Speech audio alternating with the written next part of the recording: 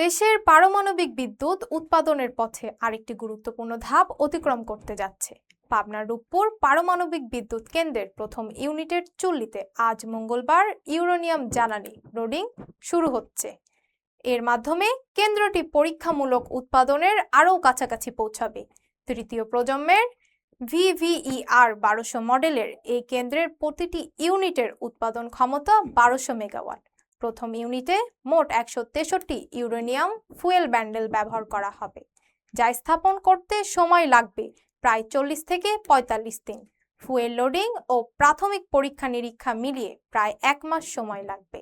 এরপর nuclear fission প্রক্রিয়ার মাধ্যমে তাপ উৎপাদন শুরু হবে এবং ধাপে ধাপে বিদ্যুৎ উৎপাদন বাড়ানো হবে।